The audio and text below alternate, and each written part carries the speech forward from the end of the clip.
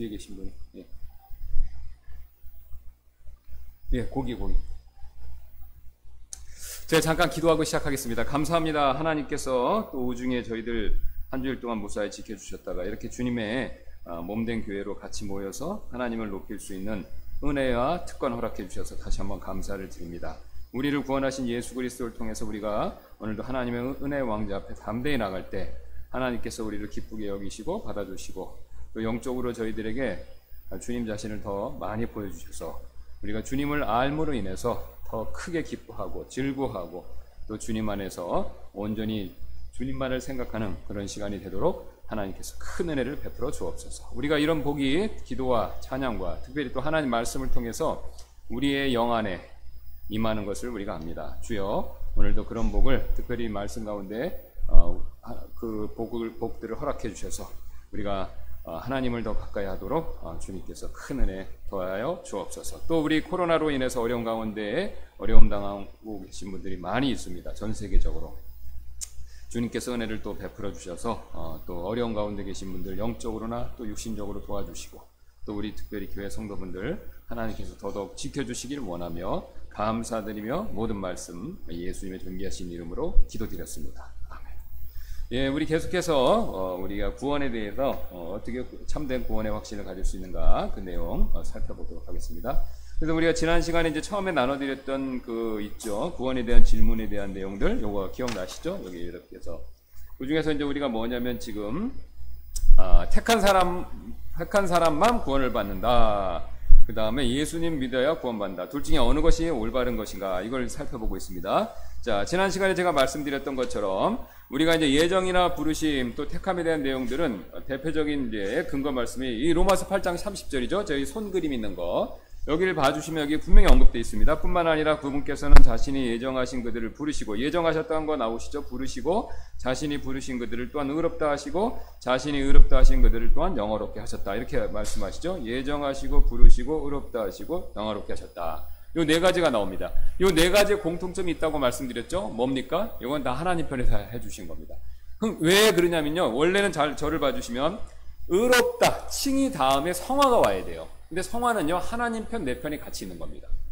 근데 흥미롭게도 바울은요 성화는 뺐습니다.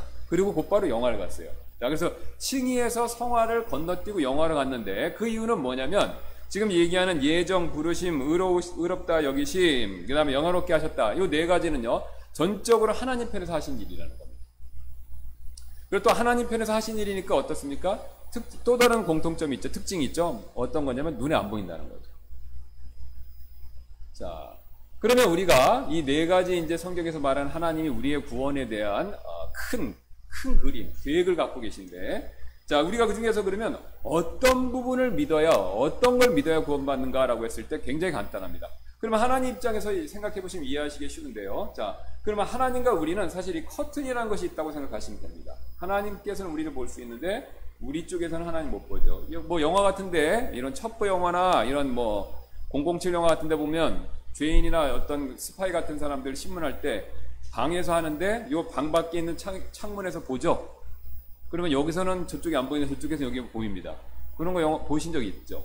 하나님과 우리의 이 본다는 관계도 그런 것이라는 겁니다. 하나님 편에서 우리를 훤히 보이시는데 심지어 우리 마음까지 보시는데 우리 편에서는 하나님이 안 보입니다. 자, 그러면 하나님께서 안 보이니까 이 구원의 큰 계획을 보여주셔야 되잖아요. 그러면 하나님이 잠깐 고민을 하셨겠죠. 어떤 방법으로 보여주면 나의 이 구원의 계획을 사람들이 확실하게 알고 믿고 구원받을 수 있을까? 자, 그래서 하나님이 정하신 방법이 뭡니까? 여러 가지 방법이 있겠지만 제일 확실한 건 내 아들을 보내자입니다. 그래서 아들을 보내셔서 하나님의 이 구원 계획을 싹 가르쳐요. 이게 제 얘기가 아니라 바로 이게 사도 요한이 요한복음에 쓴 거예요. 한번 볼까요?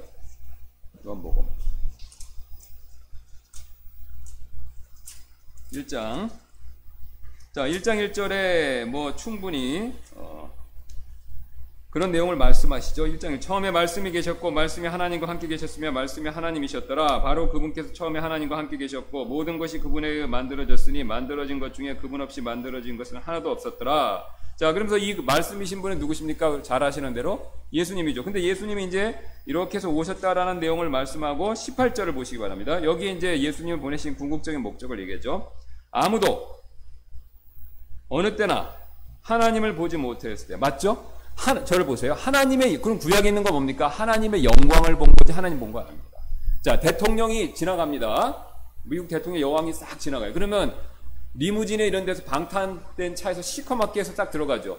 그럼 우리가 나 대통령 봤다라고 말할 수도 있어요. 근데 대통령의 본 모습은 못 보고 뭘 본 겁니까? 대통령의 영광을 본 거죠.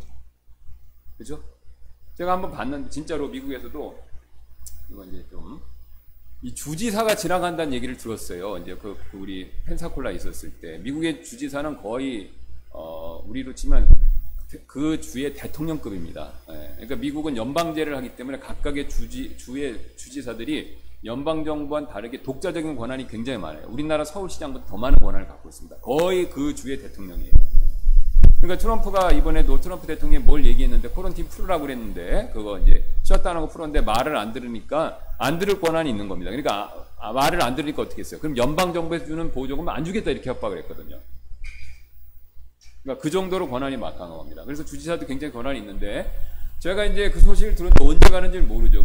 그랬는데 제 아들은 이제 학교에서 옆에 그 어케르미가 있어서 이제 픽업하려고 이제 학교 기숙사에서 나와서 갔어요. 근데 1년의 차들이 싹 지나가는 거예요. 다른 차가 아무도 없어요. 그래서 저는 이렇게 딱 보고 보니까 차가 없네. 오늘 잘 됐네. 그리고 이제 딱 돌아서 가려고 그러는데 1년의 차들이 시커먼 이런 그 밴이랑 이런 차들이 여러 대가 가는 거예요. 예. 근데 저는 이제 그때 그게 주지사 차인지 생각을 못 했죠. 근데 이렇게 쭉 가는데 얼떨결에 저는 그게 차라고 생각 못 하고 제가 맨 뒤에 따라갔어요. 그 차가 늘 가는데.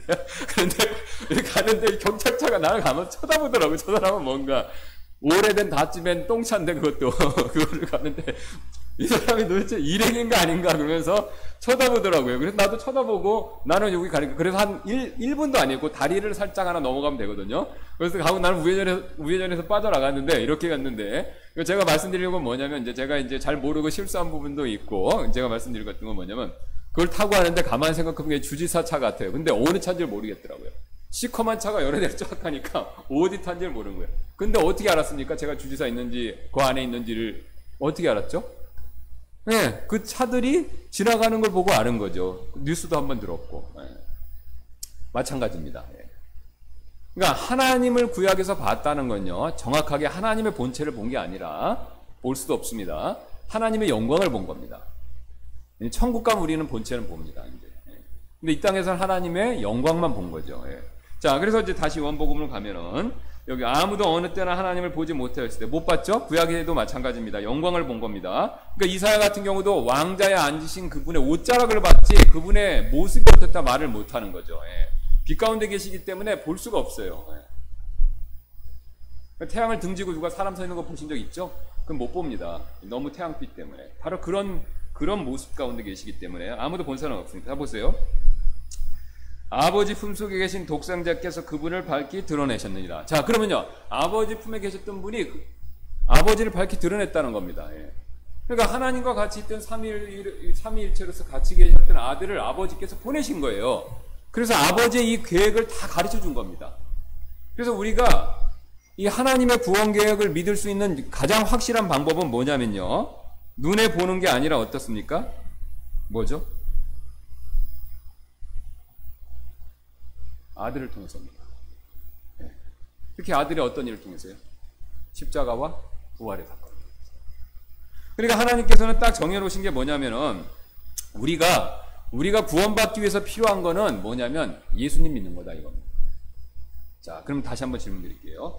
근데 이제 우리가 장로교 쪽에서는 약간 오해를 하는 게 뭐냐면 이 하나님의 구원 계획이 있는 건 맞습니다. 맞는데 근데 어떻게들 보통 가르치냐면요. 내가 예정된 걸 믿는 거냐?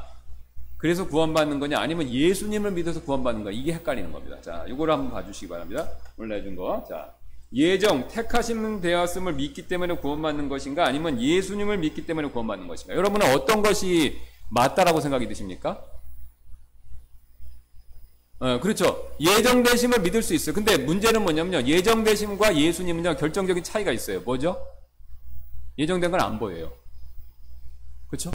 내가 예정되었다는 거를 믿는데, 자, 내가 예정되었다는 확실한 증거가 어디냐, 이거 눈에 보이게. 없습니다. 왜냐면 커튼 뒤에 있으니까. 자, 근데 예수님은요, 커튼 앞으로 나오셨죠? 그러니까 예수님이 보여요. 역사적으로 예수님 계신단 말이에요. 지금 성령님 통해서 또 우리가 영적으로 그분을 마음에 모실 수가 있어요. 예. 영적 기도를 해서 예수님 들어오는 게 아니라 예수님 믿으면 들어오시는 겁니다. 순서를 바꿔 생각하시면 안 됩니다. 영적 기도에서 구원받는 게 아니라 예수님을 믿으면 들어오시는 거예요. 예. 근데 예수님을 영적 기도를 하게 해서 구원받겠다고 생각하시면 안 된다는 거죠. 예. 비슷한 것 같지만 함정이 있습니다. 예. 그러니까 믿으면 들어오는 거지, 들어오게 해달라고 기도하라는 내용은 성경에 없다는 것이죠. 자, 그래서 바로 뭘 얘기하냐면, 눈에 보이는 확실한 증거, 예수님을 믿는 것이 내가 구원의 확신과 안전을 얻을 수 있는 거지, 보이지 않는 거, 커튼 뒤에 있는 예정됐다는 거, 그걸 내가 어떻게 아냐 이거죠. 그러니까 필연적으로 보이지 않는, 이 예수님의 보이는 예수님의 부분을 빼고, 커튼 뒤에 있는 예정됐다라는 것을 믿었다. 내가 예정받았다는 거예요. 믿으면, 이제 예정됐다는 걸 믿으면 내가 예정됐냐? 이제 이걸로 문제가 오죠? 그럼 내가 예정됐다는 거 어떻게 알 수 있냐? 증거가 없어요. 그럼 제일 확실한 증거가 뭐냐면, 그 입장에서는 확실한 게 뭐냐면, 내가 여기서 지금 신앙생활하고 있다는 거예요. 교회에서.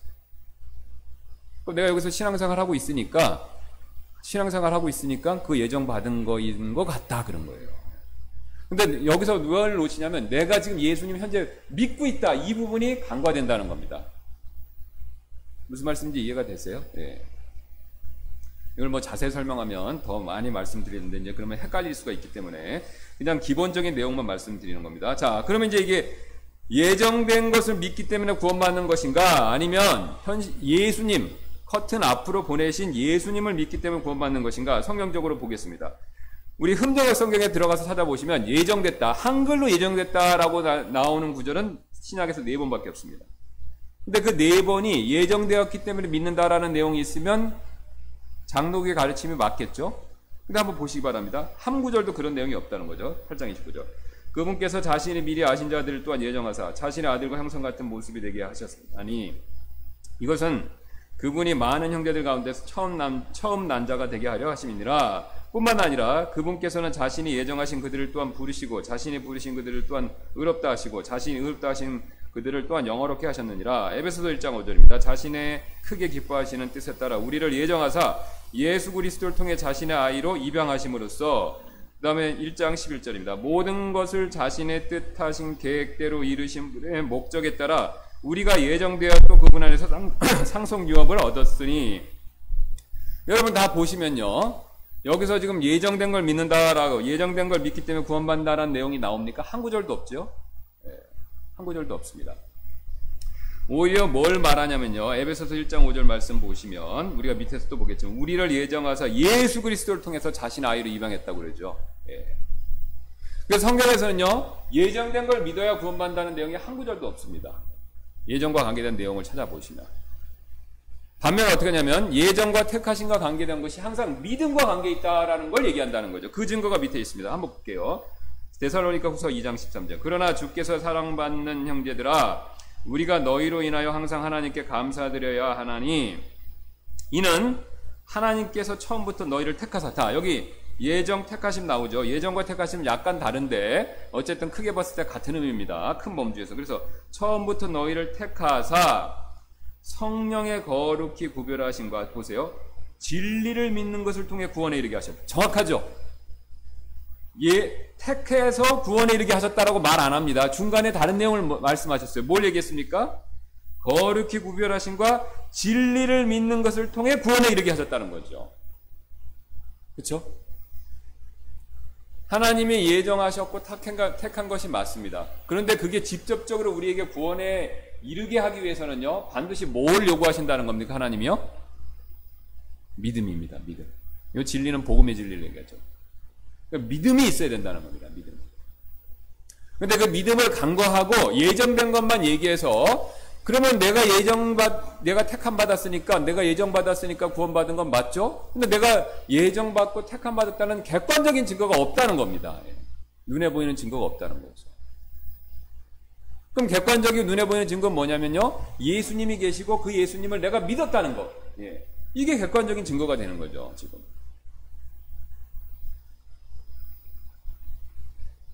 자, 그 다음에 또 보겠습니다. 베드로전서 1장 2절. 곧 하나님 아버지의 미래하심에 따라, 미래하심 나오죠. 성령의 거룩히 구별하심을 통해 순종함과 예수 그리스도의 핏부림에 이르도록 선택받은 자들. 그쵸? 예수님의 핏부림에 이르도록, 예. 그리스도의 공로에 이르도록 선택받은 자들에게 편지하노니 은혜와 평강이 너에게 더욱 많이 있기를 원하노라. 역시 예수님을 믿는 일과 관계에서 선택과 그 다음에 예정을 얘기한다는 것이죠. 하나님의 종이여 예수 그리스도의 사도인 바울은 하나님께서 선택하신 자들의 믿음에 따라, 자 보세요. 선택하신 자들이 있는데 그들이 뭡니까? 뭘 갖고 있다고 얘기합니까? 믿음 있죠. 믿음에 따라 그 다음에 하나님의 성품을 따르는 진리를 인정함에 따라 이렇게 얘기하죠. 선택하신 자들의 믿음을 따라. 베드로서 1장 10절입니다. 그러므로 형제들아 더욱 열심을 내어 너희를 부르신 것과 선택하신 것을 확고히 하라.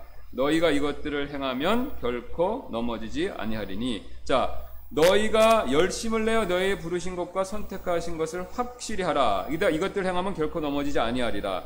그래서 여기 이제 이어지는 구절이 나오진 않았는데 이것 역시 믿음과 관계된 내용을 얘기하고 있습니다. 그 다음에 데살로니가전서 1장 4절 5절인데요.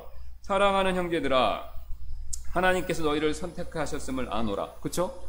이는 우리의 복음이 말로만 너에게 이르지 아니하고 권능과 성령님의 큰 확신으로 이르렀기 때문이냐. 자 보세요. 이게 제일 정확합니다.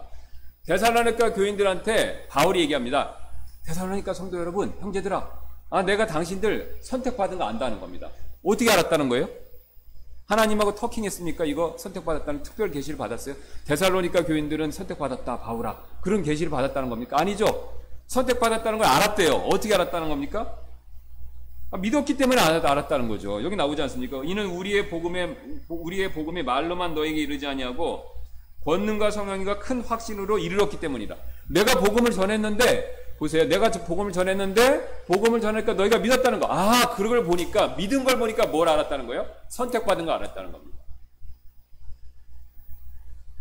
그러니까 우리가 선택받았다는 거 어떻게 하냐면, 그 사람이 믿는 걸 보면 선택받은 거 아는 거예요. 근데 믿는 과정 없이 그냥 예정됐고 선택받았다라고 생각하면 확실한 근거가 없어진다는 겁니다. 이해가 되시죠? 네. 그러니까 나는 예정됐기 때문에 택함 받았기 때문에 구원받았다라고 하는 것은요, 함정이 있는 말입니다. 그러니까 예정됐으니까 나는 선택받았으니까 구원받았어. 거기에 믿음이 빠지면요, 이거는 함정이 들어가는 거라는 거죠. 그러니까 앞에서 우리가 여기 쭉 봤던 것처럼 여기 나와 있는 모든 정답은 뭡니까? 예수님을 믿는다는 겁니다. 예수님, 진정하게 온 성경에서 말하는 그 믿음으로 믿는다는 거죠. 그걸 제외하고 다른 걸 자꾸 더하면요, 거기서 우리가 뭐냐면 함정에 빠지기 쉽다는 것이죠. 자, 여기도 보겠습니다. 에베소서 1장 4절. 앞에서 봤던 내용이죠. 곧 우리가 사랑 안에서 자신 앞에 거룩하고 힘이 없게 하시려고 세상의 창건 이전에 그분 안에서 우리를 택하셨죠. 자신의 크게 기뻐하시는 뜻에 따라 우리를 예정하셨죠. 자, 예수 그리스도를 통해 자신의 아이로 입양하셨습니다. 예수 그리스도를 통해서 우리를 자신의 아이로 입양하셨는데 그 예수 그리스도를 어떻게 우리가 입양받습니까? 믿어야 되는 거죠. 그죠? 예수 그리스도처럼 살아서가 아니라 예수 그리스도를 믿었을 때 그분을 통해서 우리가 하나님의 자녀로 입양되고 그 입양된 걸 보니까 어떤 겁니까? 하나님이 이 사람을 예정하신 거구나. 그리고 예정하셨으니까 부르신 거구나. 이렇게 된다는 겁니다.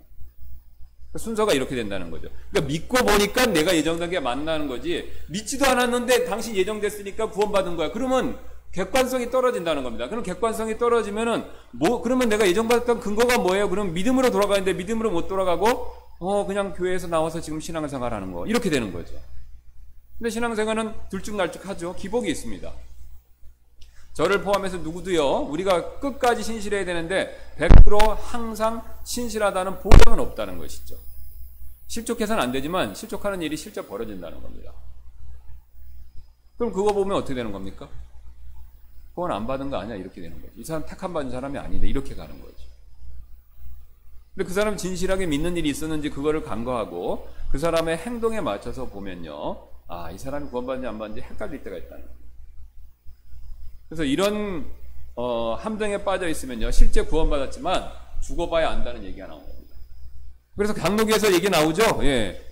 죽어봐야 안다는 거예요. 실제 그렇습니다. 그래서 이 청교도들 중에서요, 굉장히 영적이고 훌륭한 설교자들이 많았는데,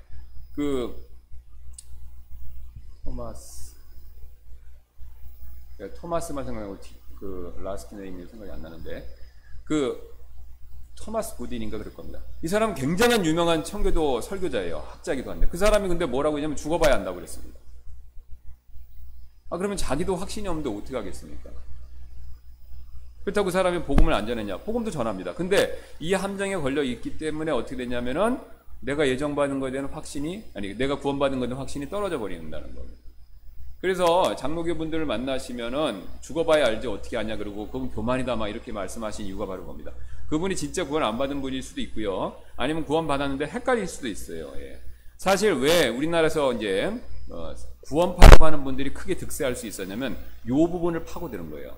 그러니까 장로교가 주류인 곳에서 이런 가르침이 많으니까 실제로 구원받았는데 예정된 건지 아닌지 헷갈리니까 거기서 구원의 확신이 없는 분들이 있거나 아니면은 이제 교회는 열심히 나오는데 예수님을 믿으면 구원받는다는 걸 몰라갖고 헤매고 있거나 영적으로 방황하고 있는데 근데 그런 분들한테 접근해갖고 자기들 일주일 집회, 3일 집회 있어요. 거기 딱 해서 예수님 믿으면 구원받습니다라는 내용을 그것만 강조하니까 그때 이 부분에 대한 어려움이 풀리셔서 딱 그 부분입니다. 요거에 대해 풀리면서 구원받으면서 그동안 잘못 믿었다 하고 이 삼각지 교회로, 이 구원파 교회로 많이들 몰려가신 겁니다. 흥미로운 것은 권신참 목사님 그 다음에 유병헌 아시죠? 유병헌이 사위고 권신참 그분이 이제 장로교 출신인데 이분이 그걸 깨달은 거예요. 장로교에다가. 그래서 그분이 이제 원래는 디교기라고 해서 캐나다 침례교 선교사인데 그분한테 복음을 듣고 깨닫고 이제 장로교에 있는 분들한테 이런 내용을 전하고 그 다음에 자기가 교회를 만들고 근데 만들었는데 성경적 기반이 약하니까 약간 이상하게 간 겁니다. 이제 교회가 극단으로 가버린 거예요. 그리고 이제 그 사위인 유병헌 씨한테 가면서 더 이상해져 버린 거. 막 이제 이 비즈니스를 하면서 세모 막 이렇게 하면서 막 문제가 커졌던 겁니다. 근데 왜 그래도 그럼에도 불구하고 이렇게 교세가 확정될 수 있냐면 바로 이 부분을 딱 찝은 거예요. 이 사람들이 정확히 알고. 그래서 지금도 예, 한번 가시죠. 예. 그래서 지금도 이제 그래서 마찬가지로 그런 얘기들을 많이들 하시는데 어쨌든 이제 바로 이제 이런 부분에 함정이 있다라는 것을 이해하시면 되겠습니다. 자, 그러면 이제 다시 이 부분으로 돌아가셔서 우리 이제 그러면 하나님이 우리를 붙잡아 제가 이제 손으로 얘기했죠. 이렇게 주님이 우리를 구원해 주시는 것은 물에 빠진 사람을 구원해 줄 때 이렇게 잡는 게 아니라 이런 식으로 잡아준다고 그랬죠. 예, 이런 식으로 잡아주는 거니까.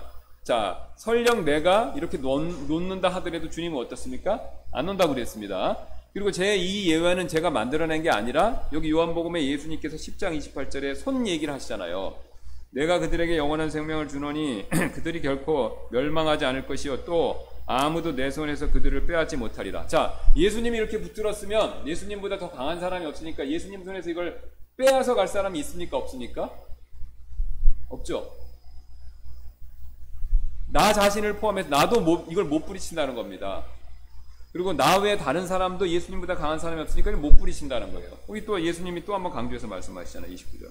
그들을 내게 주신 내 아버지는 모든 것보다 크시며 아무도 내 아버지 손에서 능히 그들을 빼앗지 못하느니라. 자, 이번에는 아버지도 말씀하시죠. 아버지가 역시 붙들어 주신 건데 아버지보다 더 큰 자가 없지 않습니까? 하나님보다 더 전능자가 누가 있습니까? 그러니까 하나님이 이렇게 한번 붙들어 줬으면 나 자신을 포함해서 어떤 누구도 심지어는 사탄도 뺏어갈 수가 없다는 겁니다. 사탄이 못 뺏어간다는 증거 있죠. 욥기 보시면 알잖아요. 사탄이 하나님의 통제 아래 욥을 괴롭혔습니다. 그렇죠? 자기 마음대로 한 게 아니라 하나님께 허락을 받고 괴롭혔잖아요. 그러면 욥을 괴롭히는 것도 허락받고 하는데 욥의 구원을 어떻게 뺏어가겠습니까? 사탄이. 그러니까 하나님이 이렇게 붙들어주면 절대로 빼앗아갈 자가 없다는 겁니다. 자, 그러면 하나님이 이렇게 붙들어주는 게 맞냐? 그것에 대해서 성경은 굉장히 많은 확신을 주는 구원의 완전을 주는 내용들을 말씀하죠. 그래서 쭉 한번 살펴보겠습니다.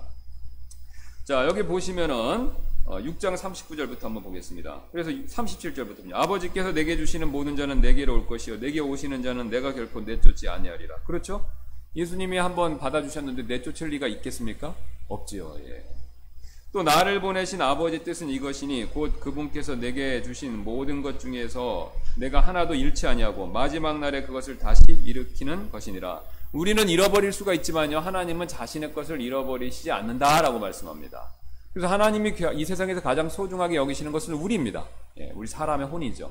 근데 그 혼을요, 예수님을 값주고 사셨는데 그 혼을 잃어버릴 수가 있겠습니까? 절대로 잃어버릴 수가 없죠. 그래서 예수님이 드라크마 아시지 않습니까? 드라크마 비유. 어떤 그 여자가 있었는데 동전 잃어버린 거 막 쓸어서 찾는 거 얘기하시잖아요. 그 여자가 그걸 찾았을 때 크게 기뻐한다라는 내용이잖아요.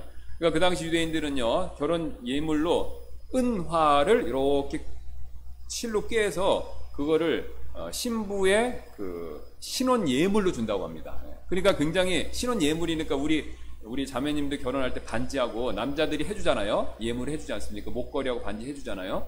근데 그 목걸이 같은 거라고 생각하시면 됩니다. 실로 깨놨는데 그걸 이제 시간이 오래되니까 이제 이게 끈이 끊어져서 뭘 떨어뜨렸겠죠. 그러면 그 당시 흙바닥에 사니까 그게 어디 갔는지를 모르는 겁니다. 근데 그걸 부지런히 찾아서 다시 찾으면 기뻐한다는 거예요. 우리도 마찬가지라는 겁니다. 주님이 우리가 아담 때문에 우리를 잃어버리셨지만 하나님께서 이미 예정하셨고 알고 계셨던 우리를 부르셨고 예수 그리스도 통해서 우리를 믿게 하신 겁니다. 예. 우리 믿게 하신 우리를요, 다시 찾으셨을 때 그거를 두 번 다시 잃어버리시지 않는다는 겁니다. 아담 때 한 번 잃어버리면 됐지 다시 찾은 우리를 또 잃어버리실 리는 없다는 거죠. 제가 원래 돈은 잘 안 잊어버리는데 요새 나이가 들어서 좀 잊어버리더라고요. 지갑도 떨어뜨린 적이 있고. 예. 그래서 제가 제 아내가 가끔 잊어버려서 뭐라고 그런 적이 있는데 이 나이 앞에는 장사가 없는 걸 제가 최근에 많이 느꼈습니다. 예. 근데 하나님은 그런 일이 없으세요. 그게 굉장히 감사하다는 생각이 들더라고요. 예. 제가 나이가 먹으니까 이거 어쩔 수 없구나. 예. 근데 하나님은 그럴 일이 없으시니까 굉장히 다행이다. 예. 집에 차에서 타다가 지갑을 떨어뜨린 걸 이렇게 놓고 뭘 하다가 이렇게 밖에 떨어뜨린 거예요. 근데 모르고 차 타고 한참 가다 보니까 지갑이 없습니다. 다시 집에 가니까 여기 있더라고요. 다행이다 그랬는데. 그래서 하나님은 그럴 일이 없으십니다. 잃어버리지 않는다는 거예요. 한번 찾았으면. 그러니까 우리가 안전하다는 거죠. 안전하다는 거죠. 자, 그 다음에 또 여러 가지 그 방법으로 설명해 주십니다. 그 다음에 내 양들은 내 음성을 들으며 나는 그들을 알고 그들은 나를 따르느니라. 예수님은 선한 목자이시기 때문에 자신의 양을 잃어버리실 리가 없습니다. 잃어버리실 리가 없죠. 늑대가 와도 예수님께서 다 지켜주시고 막아주시죠. 그 다음에 누가 하나님께서 선택한 자들을 무슨 일로 고소하리요? 의롭다 하시는 분은 하나님이시니, 요한복음입니다. 그를 믿는 자는 정죄를 받지 아니하거니와 믿지 않는 자는 하나님의 독생자 이름을 믿지 아니하였으므로 이미 정죄를 받았느니라. 자, 우리가 보통 또 이 구원의 안전에 대해서 의심하는 내용이 뭐냐면, 자, 나는 믿음으로 나는 예수님 믿고 구원받았습니다. 자, 근데 구원받았는데 이제 용서받지 못할 죄들이 있다라는 가르침을 듣습니다. 살인죄. 천주교에서 이제 그런 목록들이 다 있는데 무슨 뭐 동성연애죄 아니면 뭐 굉장히 극악무도한 죄들, 이런 죄들을 지면은 구원을 상실할 수 있다 이렇게 생각하는 거죠. 근데 그렇지 않죠. 예수님이 십자가에서 우리의 죄를 다 짊어지셨을 때는 과거, 현재, 미래 모든 죄를 다 짊어지신 겁니다. 그러니까 내가 앞으로 지을 죄도 다 함께 짊어지신 거죠. 그러니까 내가 구원받고 설령 살인죄를 저질렀다 하더라도 어떻습니까? 그 죄는 이미 용서받은 거죠. 그러니까 이제 이걸 가지고 야 잘됐다 죄 마음대로 져도 되겠다라고 생각하면 이제 반율법주의에 빠지는 것이고요. 바로 은혜를 이제 모욕하는 행동이 되는 것이고요. 성경에서 경고하고 있는 겁니다. 갈라디아서라든가 로마서에서 얘기하는 내용이죠. 방종으로 흐르는 거고. 그럼에도 불구하고 어떻습니까? 하나님께서는 우리의 모든 죄를 다 이미 십자가에서 해결하신 거죠. 그러니까 정죄할 수가 없습니다. 왜? 하나님이 한번 죄가 없다라고 인정해 주시면요, 그 다음에는 절대로 누가 더 말할 사람이 없는 거죠. 자, 쉬운 예로요. 각각의 정권마다 그 정권에서 보호하는 사람들이 있어요. 정권에 굉장히 친근한 사람들. 그건 과거 정부도 있고 지금 정부도 있어요. 근데 지금 정부에서 정권을 잡고 있으니까, 과거 정부도 그랬고요. 지금 정권에서 딱 정권을 잡고 있고, 이 사람 내가 보호할게 하고 딱 덮어버리면 방법이 있습니까? 못 밝히잖아요. 예. 못 밝힙니다. 예. 왜? 힘을 갖고 있으니까. 자, 정권이 바뀌기 전에는 그걸 못 밝히는 거죠. 그 예로 하나님도 이 세상의 정권을 다 갖고 계세요. 근데 하나님은 공의로운 방법으로 우리를 보호해 주시는 겁니다. 지금 정권, 옛날 정권도 그랬고 지금 정권도 마찬가지. 지금 정권은 잘못한 거를 덮는 건데 하나님은 우리의 잘못한 걸 덮긴 덮었어요. 근데 그 잘못한 것에 대한 벌을 예수님이 받게 하신 거죠. 지금 정권이나 옛날 정권은 잘못한 걸 책임지지를 않고 덮는 거고 하나님은 어떻게 하신 겁니까? 그 잘못을 책임지게 하신 거죠. 누구한테요? 예수님한테. 그러니까 하나님의 이 우리의 죄를 덮는 방법은 굉장히 공평한 겁니다. 의롭고. 잘못에 대한 책임을 져야죠. 지옥의 형벌을 받아야죠. 근데 내가 받으면 안 되니까 대신 누굽니까? 예수님을 받게 하신 겁니다. 지옥의 형벌, 십자가에서. 그 지옥의 형벌이 진노고요. 그리고 하나님이 그렇게 용서해 주셨으니까 당연히 아무도 그걸 더 고소할 사람이 없는 겁니다. 사탄도 고소를 못하는 거죠. 자, 그래서 고소할 사람이 없습니다. 그 다음에 또 한번 보겠습니다. 요한복음 3장 18절까지 우리가 봤고요. 자, 그들을 믿는 자는 정죄를 받지 아니하거니와 믿지 않는 자는 하나님의 독생자 이름을 믿지 아니하였으므로 이미 정죄를 받았다. 이렇게 말씀하시고 또 누가 우리를 그리스도의 사랑에서 떼어내으리요 환난이나 공경이나 핍박이나 기근이나 벌거벗음이나 위험이나 칼이랴. 자, 그럼 주님이 이렇게 아까 저를 보시면 이렇게 잡고 계시면요. 이 주님의 손에서 이걸 뺏어날 수 있는 것이 아무것도 없다는 겁니다. 여기 보시면 환난, 공경, 핍박, 기근, 벌거벗음, 위험, 칼 이런 것들이 아무리 하나님이 그걸 허락하셔서 우리에게 임했다 하더라도 이거를 하나님의 손을 끊을 수는 없다는 겁니다. 바울이 이것에 대한 목록을 더 많이 주는데 한 번 더 잠깐 보겠습니다. 이건 중요한 구절인데 자, 8장 35절 다시 한번 가서 보시면요. 이것은 기록된 바 로마서 가겠습니다. 8장 36절 보겠습니다. 이것은 기록된 바 우리가 종일토록 주를 위해 죽임을 당하며 도살당할 양같이 여겨졌나이다 함과 같으니라. 아니라 이 모든 것 가운데서 우리는 우리를 사랑하신 그분을 통해 정복자들보다 더 나은 자들이니라. 내가 확신하노니 보세요. 사망이나 생명이나 천사들이나 정사들이나 권능들이나 현재 있는 것들이나 장래 있을 것들이나 높음이나 깊음이나 어떤 다른 창조물이라도 능히 우리를 그리스도 예수 우리 주 안에 있는 하나님의 사랑에서 떼어놓지 못하리라. 여기 목록 리스트를 보시면요. 사망, 생명이 있습니다. 죽음도 안 된다는 겁니다. 그러니까 내가 남을 죽이는 그러니까 다른 사람을 죽이는 살인죄를 저질렀다 해도 하나님이 이거를 놓지 않으신다는 겁니다. 왜요? 그 살인죄에 대한 죄값을 이미 예수님 받으셨기 때문에. 심지어는 내가 내 목숨을 죽이는 자살의 죄를 범해도 그 사람이 예수님 믿으면요. 하나님께서 이걸 놓지 않으신다는 거예요. 뭐 자살은 자기를 죽이는 거지 않습니까? 살인죄잖아요. 구원받은 그리스도인들이 자살하면 안 되는데 자살하는 경우가 있습니다. 자살하는 경우가 있어요. 저는 그걸 봤습니다. 경험을 했고 분명히 구원받았어요. 이 사람은. 헌신도 하고 그랬는데 자살하는 걸 봤어요. 실제로. 그리고 자살한 걸 제가 처음으로 목격자였어요. 이거는 뭐 제가 이제 자세히 말씀드린 내용은 아닌데 다음에 이제 기회가 있으면 또 이제 말씀드리겠죠. 어쨌든 그래서 제가 그때 굉장히 충격을 받았었는데 그러면 이걸 어떻게 해결해야 되냐? 이 사람 분명히 맞아요. 복음도 전에 다른 사람도 구원받게 합니다. 근데 이 사람 자살해버렸어요. 실제로. 그리고 그 죽음을 제가 발견했어요. 그리고 경찰에 신고했습니다. 이거 어떻게 얘기했느냐 이거죠. 어떻게 설명? 그래서 성경에 나와 있죠. 죽음조차도 손을 뗄 수가 없는 거예요. 그리고 실제로 이것도 제가 들은 거예요. 여기 우리 선교사님이나 제가 미국에 있을 때도 들었어요. 자살하는 목사님들도 있어요. 실제로. 자살하는 목사님도 있습니다. 굉장한 시험에 빠진 거죠. 그럼 자살하면 구원 상실하냐? 그렇게 얘기들 하시는데 아니라는 거죠. 왜? 그 자살이란 거 결국 나를 죽이는 살인죄인데 나를 죽이는 살인죄를 졌다 해도 그 죄 역시 십자가에서 용서받았기 때문에 하나님 이걸 안 도와주신다는 거죠. 근데 그렇게 해서 천국 가면 부끄럽겠죠. 이제 더 견뎠어야 되는데 왜 이렇게 빨리 왔냐 그렇게 말씀하시고 그랬죠. 근데 상은 없겠죠. 많이. 상이 앞에서 했던 일에 대한 보상은 있지만 그것으로 인해서 보상을 놓치는 게 굉장히 많겠죠. 그가 살았으면 더 많은 걸 할 수 있는데 그 보상에 대한 기회가 없어지겠죠. 그래서 우리가 한간에 들리는 얘기가 있지 않습니까? 자살하면 구원 못 받는다.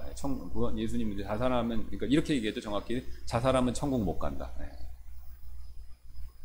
그래서 그 사람 정말 믿었으면요, 자살한다 하더라도 천국 갈 수 있습니다. 그렇다고 해서 오해하시면 안 됩니다. 자살을 하는 것을 조장하거나 방조하거나 그거 괜찮다고 하는 게 절대로 아닙니다. 자살을 절대로 하면 안 됩니다. 예. 절대로 하면 안 되는데, 그렇다고 해서 구원을 상실하는 건 아니라는 거예요. 그러니까 안심하고 자살하면 안 된다는 겁니다. 반대로 생각을 하셔야 된다. 자, 또 한번 보겠습니다. 그래서 여기 이제 우리가 그러면 이제 당연히 자살에 대한 문제도 확인된 거고요. 그 다음에 이제 요한복음 3장 3절에 또 다른 내용을 말씀하시죠. 예수님께서 그에게 응답하여 이르시되 진실로 진실로 내가 내게 이르노니 사람이 다시 태어나지 않으면 하나님 왕국을 볼 수 없느니라. 자, 가장 또 확실한 근거죠. 거듭나는 거. 아니, 다시 태어났는데, 그래서 하나님 자녀인데 어떻게 하라는 겁니까? 그러면 다시 니고데모 얘기했잖아요. 어머니 모태로 돌아가야 되는 겁니까? 예. 구원받아서 다시 태어났잖아요. 성령님을 통해 다시 태어나서 이 세상에 우리가 육체적으로 출생한 것처럼 하나님의 성령님의 이 품에서 우리가 태어났죠. 태어났으면은, 그 다음에 태어났는데 그러면 죄 지면은 안 태어나는 걸로 처리하는 겁니까? 그건 말이 안 되잖아요. 그쵸? 예. 태어나는 걸 부정하는 게 되는데 그건 말이 안 되는 거죠. 예. 한번 응애하고 태어났으면 그걸 부인할 수가 없는 겁니다. 그러니까 니고데모가 그런 질문을 했지 않습니까? 그러면 다시 태어났다니까. 그러면 어머니 태로 다시 들어갑니까? 불가능하죠. 예. 우리도 한번 구원받고 태어났는데 어디로 가라는 겁니까? 그러면? 어디로 가라는 거예요? 예. 구원 상실했다 그러면 태어난 거 취소인데 어떻게 되는 겁니까? 나의 존재를 부정하는 거죠. 그러니까 말이 안 된다는 거예요. 그 다음에 이제 너희는 다시 두려움에 이르는 속박의 영을 받지 아니하고 양자 삼으시는 영을 받았느니라. 그분을 힘입어 우리는 아바 아버지라고 부르시느니라. 우리 그래서 다시 태어났으니까 뭐가 됐습니까? 하나님의 친아들은 예수님이고 우리는 양자죠? 네, 양자. 자, 이 양자 됐으니까 어떤 분은 이래요. 양자 됐으니까 버릴 수도 있지 않나. 하나님 절대로 못 버리시죠. 자, 체러티 얘기를 제가 한 번 더 말씀드릴게요. 그때 제가 이제 직접 빈센트 목사님을 들었는데 거기서 이제 핍박이 있으니까 나오려고 그랬어요. 가족이 전체 나오려고 그러는데 비행기를 타고 한국으로 오면 안전하죠. 근데 비행기를 타야 되는데 체러티가 여권이 없습니다. 그럼 둘 중에 하나를 해야 돼요. 얘를 버리고 가던가 아니면 얘를 데리고 다른 방법으로 가야 돼요. 근데 이렇게 말씀하셨다는 거예요. 내 딸인데 어떻게 버리겠냐. 근데 밑으로 돌아서 오는 건요, 목숨을 걸어야 돼요. 가족들이 전체가 위험에 처할 수가 있어요. 실제 위험도 겪고. 이렇게 돌아오는데 10년 걸린 거예요, 지금까지. 베트남에서 2년 있다가 이렇게. 왜 그렇게 했습니까? 딸이니까. 진짜 딸로 여긴 거예요. 양녀. 진짜 딸로. 딸로 여기지 않았으면요, 버리고 왔겠죠. 그러니까 깐난이니까 버릴 수도 있어요. 사실 걔도 너무 어리니까 버리고 와도 됩니다. 근데 양녀, 양자로 삼았기 때문에 못 버리는 거죠. 그러니까 진짜 가족이니까 가족의 한 일원이, 딸이 위험에 처해 있으니까 그 위험을 온 가족이 겪은 겁니다. 10년 동안 그걸 해결하기 위해서 애쓰요. 자, 여러분 보세요. 인간, 사람의 아버지도 이렇게 양자 삼으면 포기를 못하는데 하나님 아버지는 어떻게 할 수 있습니까? 그렇겠죠. 여러분 그렇지 않겠습니까? 그러면 하나님이 사람보다 못한 건데, 우리 임센트 목사님도 그렇게 하셨는데, 그러면 하나님이 못하신 분이 되잖아요. 우리를 버렸다고. 그러니까 다시 태어났고 양자가 되었기 때문에 우리의 구원을 취소하고 없던 일로 하자, 이거 불가능하다. 근데 이렇게 되려면 한 가지만 하시면 됩니다. 온 마음으로 마음을 내가 예수 그리스도를 믿으면 돼요. 하나님 아닌 거, 예수님 아닌 거 붙은 거 버리고, 과감하게 버리고, 돌아서 그분의 손을 딱 이렇게 잡으면 되는 겁니다. 이런 식으로. 그러면 주님이 이렇게 잡아주죠. 한 번만 잡히면 됩니다. 두 번 잡고. 그래서 이 나머지 내용은 또 다음 시간에 이어서 계속 살펴보겠습니다. 워낙 중요한 내용이기 때문에 시간을 내서 좀 보는 게 필요할 것 같습니다. 잠깐 기도하고 마치겠습니다. 감사합니다. 우리가 구원의 안전에 대해서 생각해 볼 수 있게 해주셔서 감사드리고, 우리가 계속해서 말씀을 살펴서 내 구원이 얼마나 안전한 걸 확신하고, 그것을 통해 하나님께 더 감사하며, 때를 얻든지 못 얻든지 간에 우리 계속해서 또 복음을 전하는 저희가 되도록 주님 도와주시기를 원하며 감사드리며 모든 말씀 예수님의 존귀하신 이름으로 기도드렸습니다.